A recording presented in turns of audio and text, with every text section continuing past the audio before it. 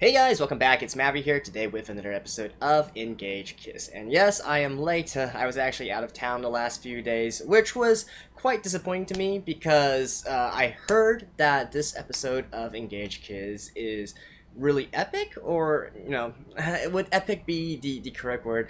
Let's just say a lot happens, right? As far as I heard. I don't really know what happened, but apparently it is a pivotal episode, if you will, which kind of makes sense in a lot of ways. We are nearing the end of the season, and also right at the end of last episode, we literally have Kana being revealed to Shu, right? And as well as Kisara getting her abdomen like pierced by Kana as well. Although, I would say that Kisara is probably fine considering she's a demon and all that. At the very least, she will be able to, I guess, get some power up for Shu in order to, get through the situation. What that means for Shu and his memories, though, well, I guess that might be the focal point of this episode. So, without further ado, let's get right into it. Alrighty, let's begin in 3, 2, 1, play. Yep.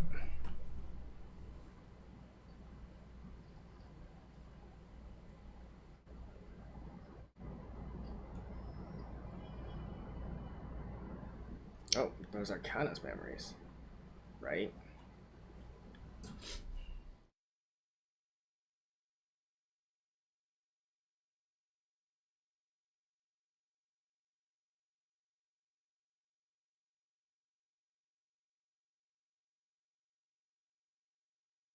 Wait, do they even shoot and see behind Kisara?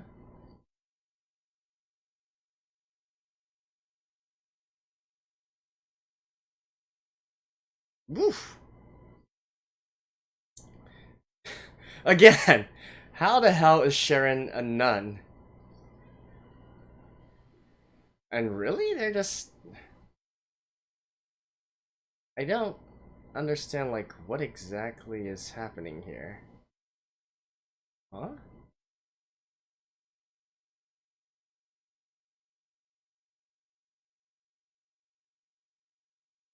Wait, she also only has, like, half a wing, similar to how Kisara is. So I guess... at the very beginning, I was hypothesizing that Kisara might also be like a half demon as well, like the result of a human and demon, breeding and having offspring. Because she seemed a tad more, like, much more human like than other demons that we've seen up to this point, right? And looking at how Kana looks, I definitely feel that, that theory holds a lot more weight as well. By the way, I still, like, I don't understand. Like, why did they just leave Kisara behind like that? Like, couldn't they have just pulled her out as well and make a tactical retreat? Like, what was that supposed to be for? Like, how do you guys just, like, leave her there, man? I mean, I know I just said at the opening that she's a demon and probably will be fine, but still, that's kinda... Eh.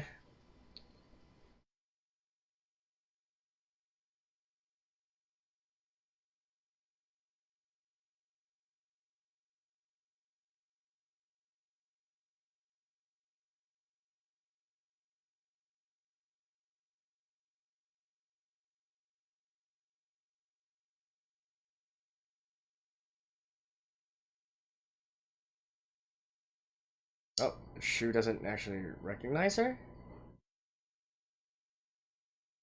I find it funny how, like, literally everybody else recognizes who she is, but not Shu himself. I guess, technically, that... Actually, thinking about it, that makes sense, right? Because she has been missing for, like, many, many years now. Hmm? Why is that... That's Ayano's and Shu's memories. Oh, and this is Sharon's and Shu's memories. But why are they appearing there, though?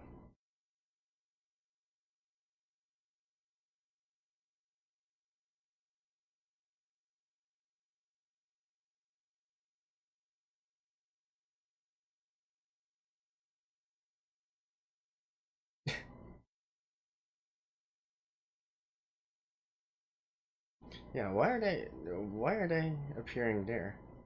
Oh, those memories were taken by?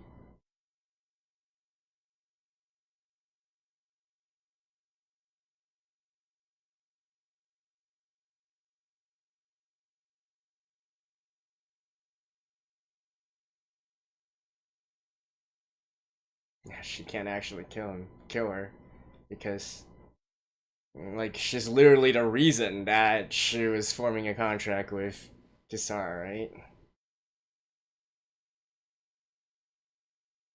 Okay, how will this work though?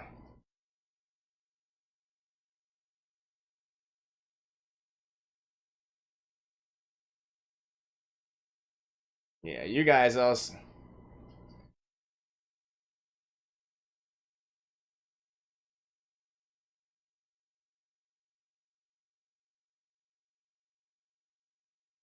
Oh,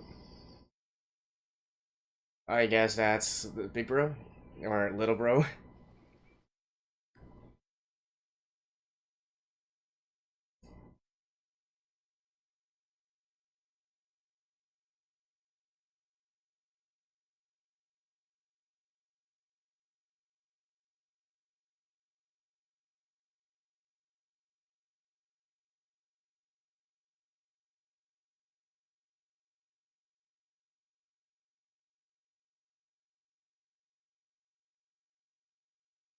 True.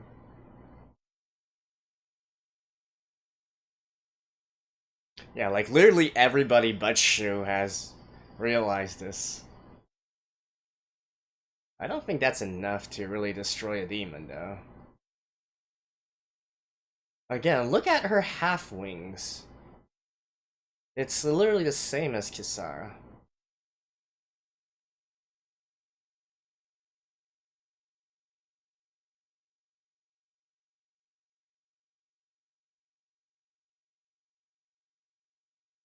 What? And that was the end of it?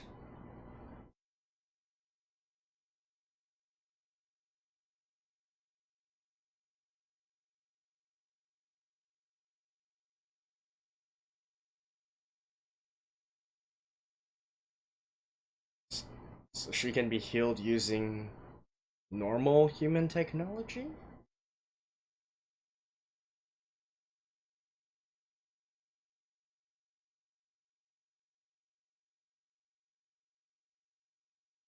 Yeah.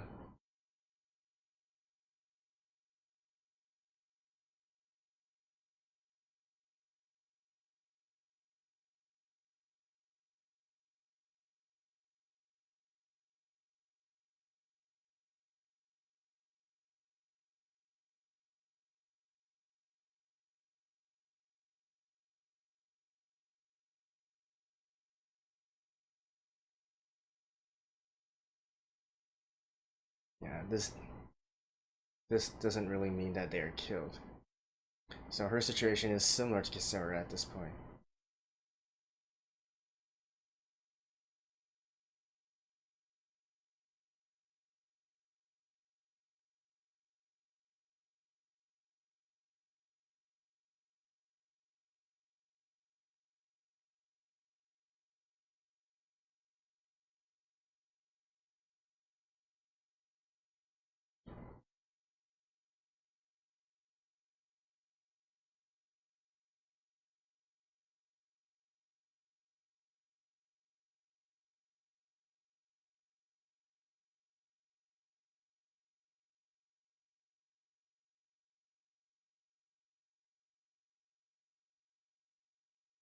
Asmodeus? Or oh, kinda.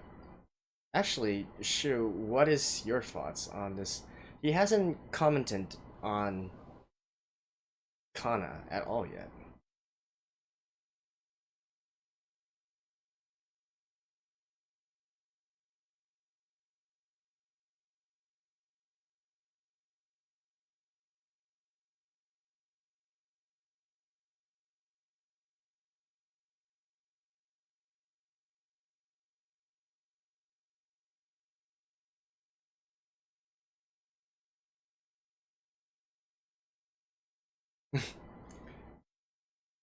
Okay, So the father literally knows nothing, eh?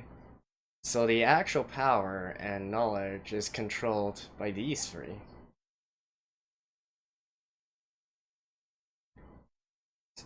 I mean, they did mention that this city was founded by their grandfather.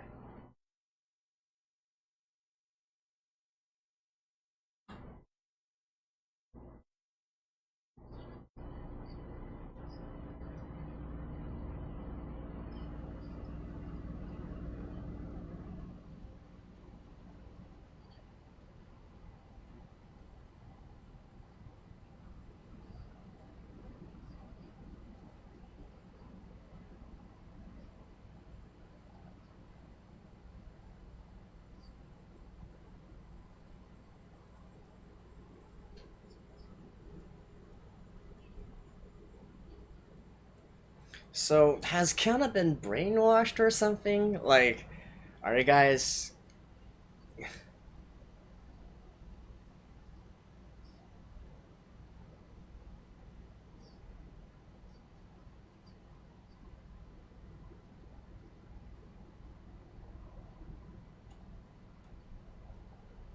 Like, Shu literally hasn't said a word for, like, all the, all the way up to this point.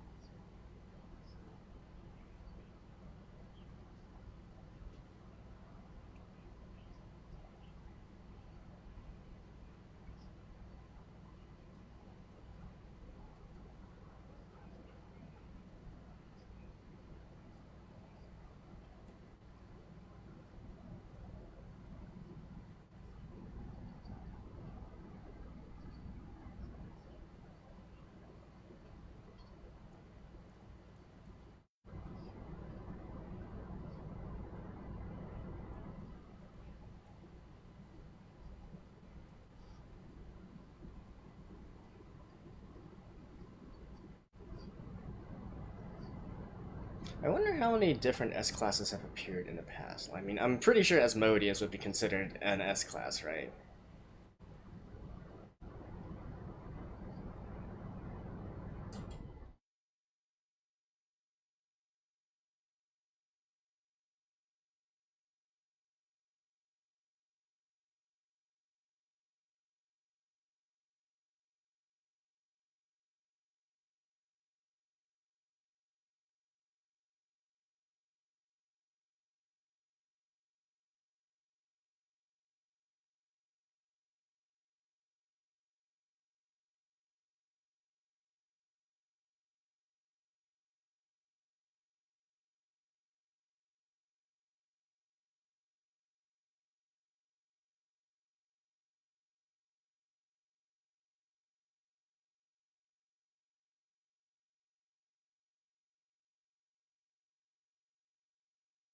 That makes no sense, though.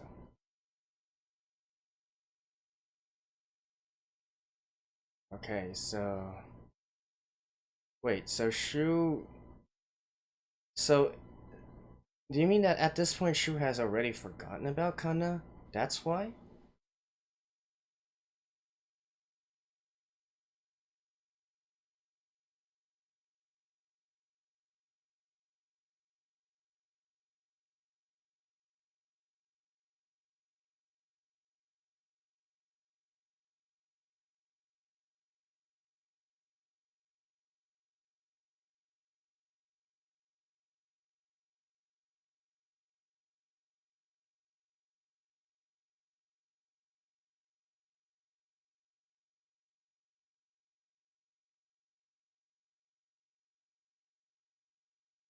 I like how, like, Kisara just wakes up like it's nothing.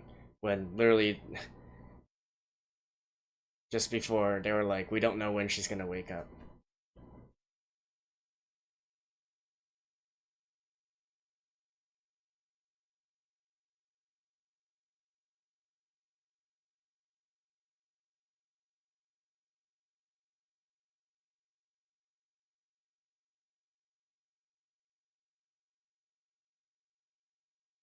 Oh, she's giving the memories back to him?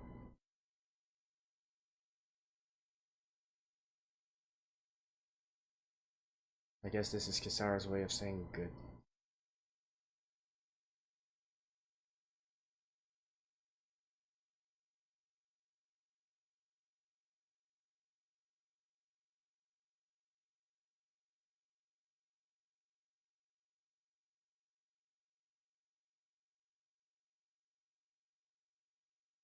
Oh wait, this is his memories.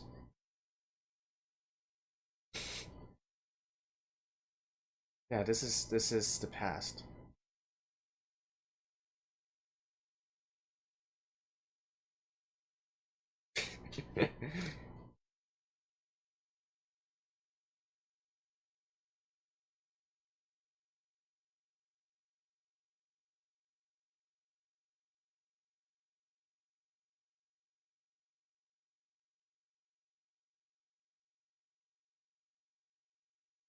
Wait, heard from her dad?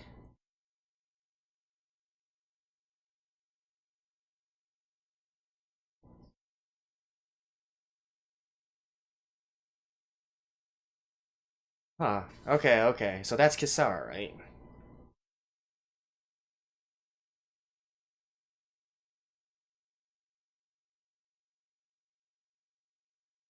So my theory was correct. Kisara is a half demon, half human.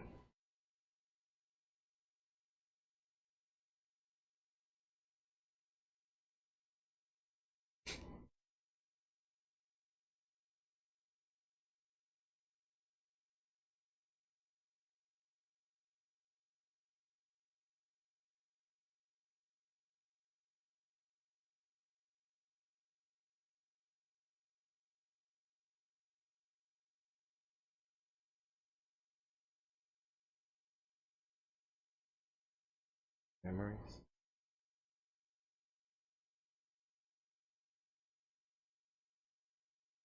Yeah, like all things considered, that is hmm.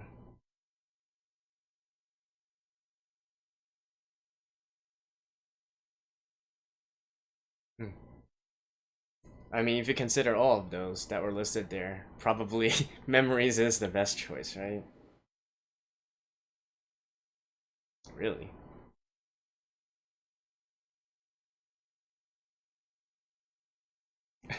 Now I want to know who the original Kisara was.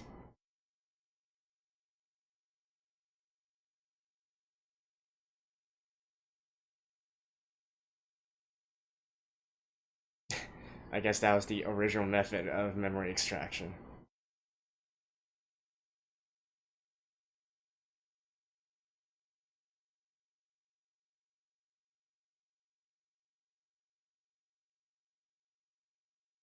No, 3 days ago. So literally his memories of Sharon, eh?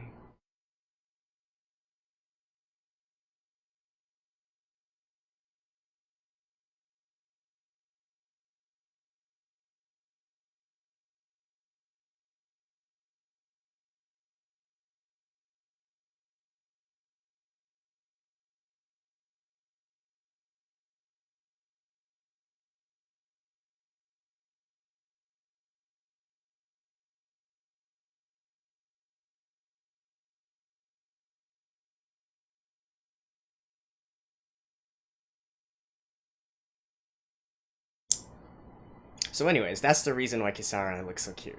Because she's half human.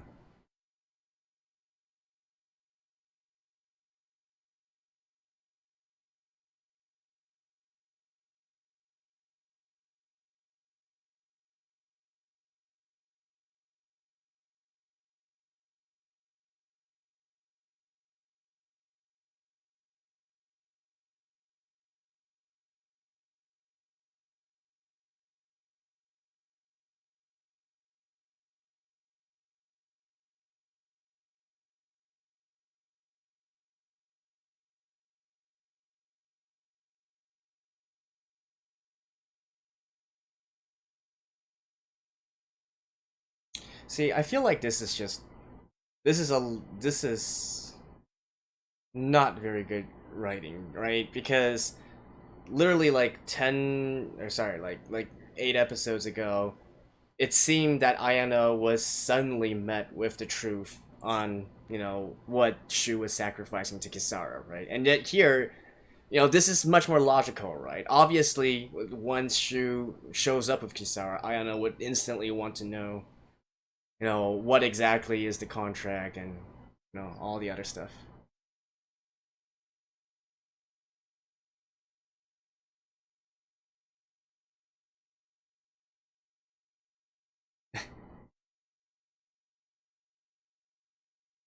So basically, it's like a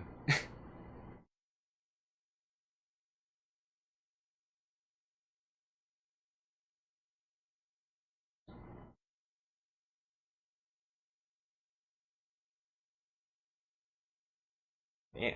She's really fine print, eh? Oh, I actually didn't. I actually didn't see it. That was way too fast. I'll probably have to read it again.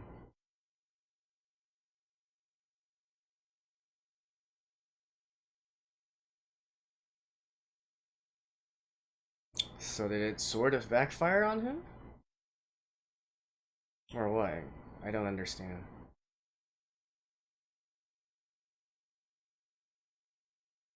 Oh, so that was when he used that was when she first used the kiss, eh?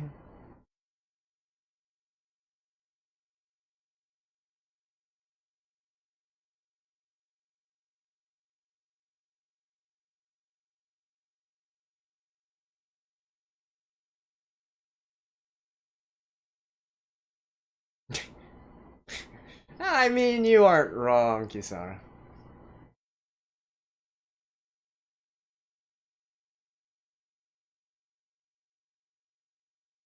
So what was that clause?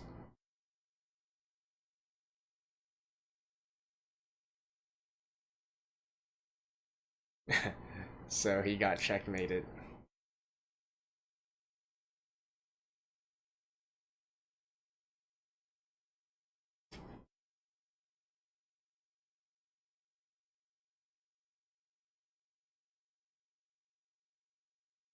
Right. So obviously this is going to be building up to something emotional, right? So what has Kisara decided?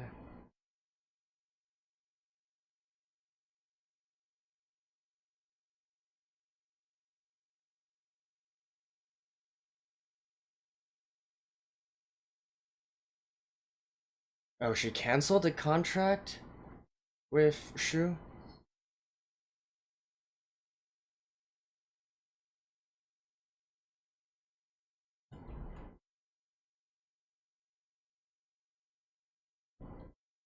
So Shu's memories have all been returned to him. So what about Kisara then?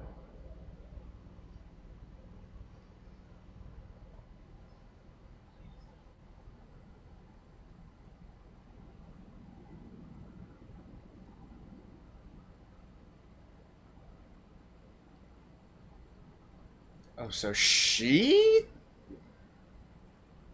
got her memories removed?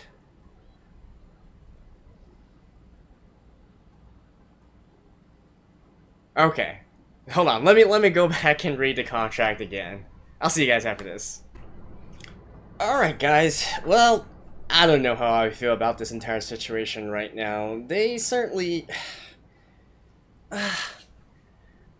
I guess we're supposed to feel sorry for Kisara, right? Like, this is supposed to be like Kisara's defining moment in the end, even though she was always talking about, okay, how she's such a yandere, or I guess not talking about, but implying that she's such a yandere, and in the end, all she wants is to live together with Shu, right? So the best case scenario would just be, at that point to take all of Shu's memories away from him, let him forget about Kana, this entire situation with Asmodeus and whatnot, and then they can just go and be free, right? Free to live wherever they want, whatever the heck they want to do.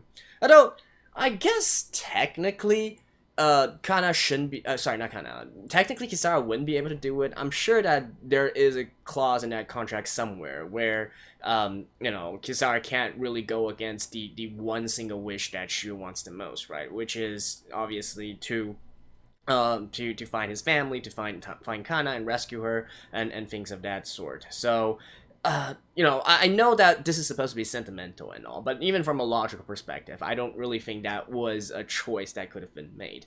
Now, what Kisara decided to do here, of course, is cancellation of the contract. So I went back and checked. So originally, it was a clause where Shu had where if he performed a certain gesture and one, I think it was like folding hands and praying to God, then the contract will be canceled, and then his memories would not have to be provided to Kisara anymore.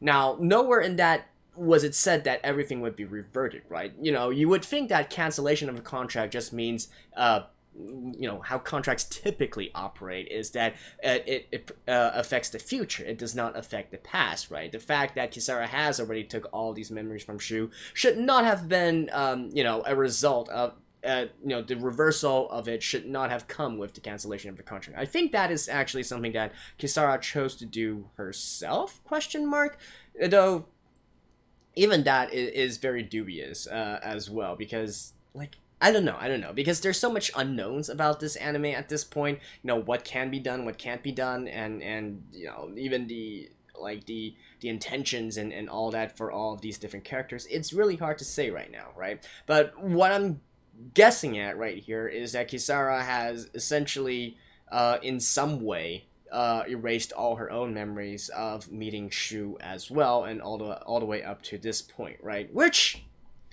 I don't know how I feel about it, right? Like, on one hand, I suppose I'm supposed to feel sad for this, but on the other hand, Kisara was already a blank slate when Shu first met her as well, right? And in fact, a lot of the things later on, I mean, sure, they did have... Again, I don't know how I feel about it, right? You could argue that they could do the exact same things, continuing on, and, they would more or less fall into the same relationship. I guess it really depends on how many meaningful memories did they have with each other, right? Like, we see all the, we see that they play with each other, and Kisara normally gets on Shu's nerves and whatnot. I think all things considered, it's still valuable stuff, right? Like, I definitely don't want, Shu's memories of Ayano being taken, or heck, even of Sharon being taken. So, in a similar light, obviously, I don't want Kisara's memories being taken as well. But, on the other hand, you have to admit that there is still a little bit difference from an organic memory versus one that was... I don't know how to express it. Do you guys get what I'm saying? Like Kisara's memories... but, obviously, that's still a sucky situation. So... But of course the question then remains, like, why did her memories become lost? Is it some sort of like feedback damage because she canceled the contract or whatnot? Is that how demons work? I mean, this is such a big question mark to everything here, so we don't really know, right? What we do know, however, is by the end of all this, right, before that scene in the hospital, Shu had pretty much already lost all of his memories. Like, at that point in time, the holes in his memories were so large that he basically didn't even realize what he was fighting for or recognize Kana.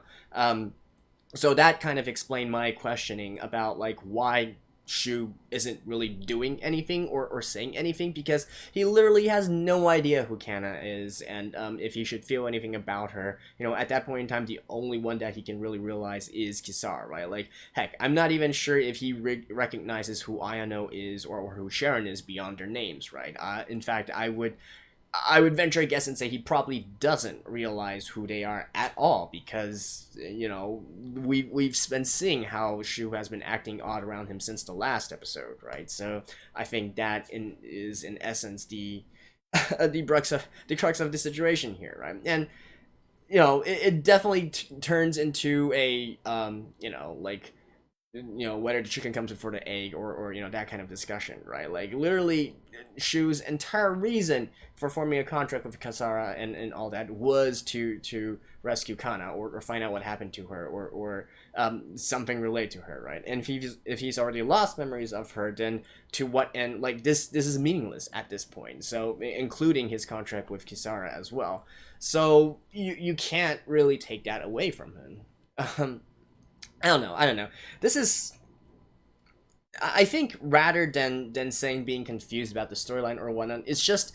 I don't really know what to make of this situation. Like, I don't know how to feel, if that makes sense, right? Like, I'm not even really sure who I'm supposed to feel most sympathetic for. The logical answer would obviously be Kisara, right? But I think I've stated very firmly since the very first few episodes that I don't really approve of the direction that this is going. I mean, that's really more so Shu's fault than Kisara's, right? But still, I don't really approve of this way of going forward.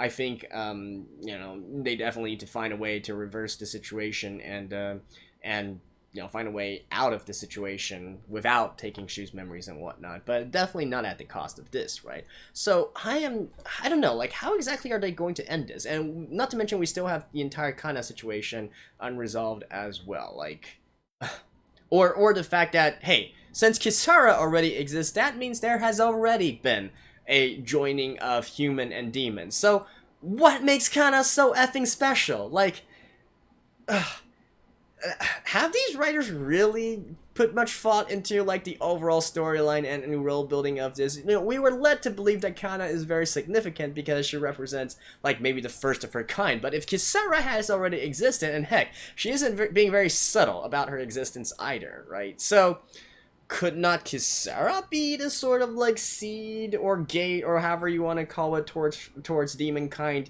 getting into the human world? Like, I don't know, man. Like, and since Asmodeus should have been already active like hundreds and hundreds of years ago, shouldn't he or she know about Kisara's situation too? Like, what the hell is this, right? I certainly do hope. I've been saying, like, I don't. They can have, like, cool fighting scenes, they can have, like, funny rom-com scenes and romance and all that. I'm fine with all of that, but please leave the backstory coherent, right? I love the setting. Some of it is cliche, some of it is new, some of it does have an interesting twist and all that. But overall, I do hope that they have, like, a full cohesive package, right? The other thing that I was complaining about is also Ayano as well, right? Like, if you guys remember back a few, like, 5, 6, 7 episodes ago, back at the time when in the warehouse when Shu and Ayano did it again, at that point, one of my main criticisms of the storyline and of Ayano as well is that how come she only knew about Shu's situation all the way down the line, right? Considering what we know of Ayano's personality so far and how much she cares about Shu and whatnot, she should have known about this entire situation of Shu's memories disappearing and being taken by Kisara long time ago, right? And we can clearly see here as well that she very noticeably, like, she was already in contact with Shu, like, the moment he returned back to the city, and so she should know full well the implications of Shu forming a contract with demons. And I would consider, like, considering Ayano's personality, she definitely would have tried to squeeze the answer out of Shu as well, and also, like, what he's doing this for, etc., etc. I don't really think it makes sense for her character to be kept in the dark all the way up to this point in time, right? And so that's the sort of, like, consistency part that I really care about, right? Not the overall storyline, but I do want them to really fully form this world, do the world building, and all the character backstories and whatnot. You have to flesh out their personalities, how they should act in different situations. Those things need to be consistent in order to have a coherent story. And I'll be honest here, even though I have been enjoying this series up to this point, there are a lot of places here where I don't know, it's just the sort of, like, storytelling or inconsistency aspect of it isn't really there for me. Or, like, even even pacing wise, or like, literally in the first half of this episode, we, like, honestly, I was confused, like, am I supposed to be worrying for Kisara or not? But it doesn't seem like many of the others are worrying for her, so should I actually, as a viewer, be worried? Like, if the characters themselves don't even express their concern for the situation, why should we as a viewer express concern? So you could, like, during that entire time when Kisara was being beaten down or pierced or whatever, I was like, oh, okay, fine, but it doesn't seem like anybody else is getting, like, emotional or worried of, in fact, beyond Shu. And even that, like, he's not, even he only has I would say a pretty subdued reaction to all of that, right? And then later on in the hospital scene, they were making this huge spiel about, we don't know when she is going to recover, her wounds aren't healing, it's yada yada yada. boom, next scene, she just got up like nothing, and heck, Shu also accepted it just like nothing has happened, and I'm just like, what the F? Like, isn't that supposed to be a big deal? You guys got what I'm saying? It's just like, the actions of these characters just, I don't know, man, they don't really make much logical sense here, and which is a shame, because that's really, I feel like that really detracts from the overall enjoyment, like my overall enjoyment of this series. Beyond that, I guess we once again fully flesh out the backstory between Shu and Kisara. Why Kisara suddenly took a certain liking to Shu, I don't know. If I were to be from a more pessimistic, looking at it from a more pessimistic point of view, could it be that it's because she's been getting all these memories of the different women acting intimate towards Shu, and that's why she's also having these sort of feelings towards Shu as well?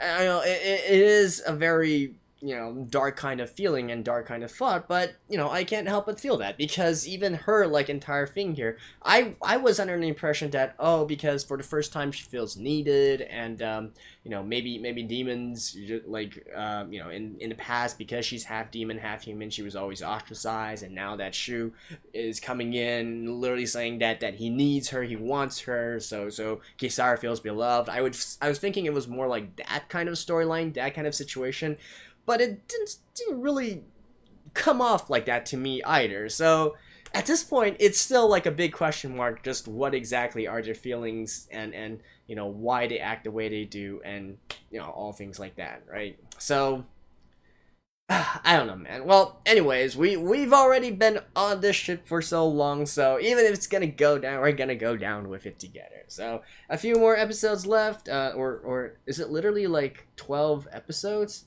How many episodes is Engage Kiss? I think it's 12, or actually, is it 13? Let me just check real quick by checking the let me just check the, what's it called?